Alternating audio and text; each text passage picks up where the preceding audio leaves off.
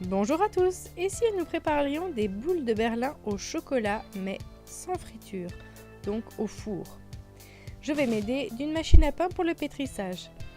Commençons par déposer le sachet de levure déshydratée dans la cuve et continuons avec 120 ml de lait avec 50 g de beurre mou à fondu. Pour activer la levure, il ne faut pas que de l'humidité mais il faut aussi du sucre. J'en ajoute 3 cuillères à soupe. Avant d'ajouter la suite des ingrédients, il est important d'activer cette levure en mélangeant donc le liquide tiède, surtout pas froid, et le sucre. Dès que l'on voit que la levure commence à s'activer, à gonfler, on peut ajouter 200 g de farine et évidemment pour plus de saveur, on ajoutera aussi la traditionnelle pincée de sel.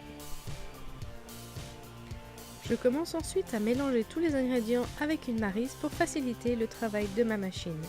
J'ai remarqué qu'elle fonctionnait ainsi beaucoup mieux et il ne restait plus de farine à mélanger après. Je lui laisse bien sûr le travail de terminer de mélanger et surtout en la refermant, je la laisse faire reposer la pâte jusqu'à ce qu'elle double. Cela prend environ 2 heures. Après cela, je peux récupérer la pâte, la malaxer un tout petit peu avant de la partager en 6 à 8 pâtons. Pour moi, ça sera 6 boules. 6 boules parce que mon moule en silicone demi-sphère a 6 places.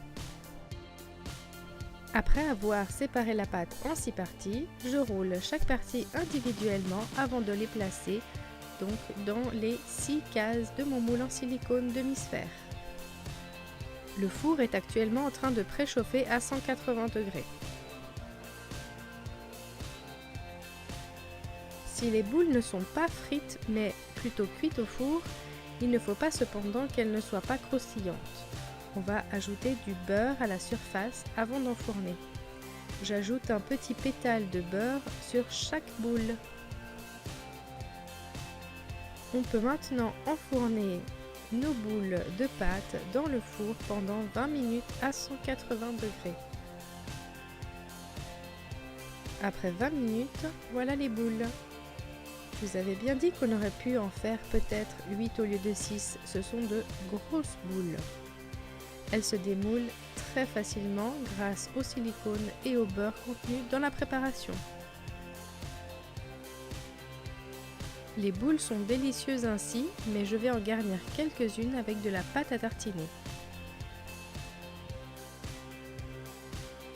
Est-ce que vous préférez de la pâte à tartiner ou alors de la confiture? N'hésitez pas à me le dire en commentaire. Pour encore plus de gourmandise, j'ajoute du sucre glace par-dessus. Elles sont donc terminées et prêtes à être dévorées. Si vous avez aimé cette vidéo, n'oubliez pas de liker, partager le lien et abonnez-vous. Bonne dégustation!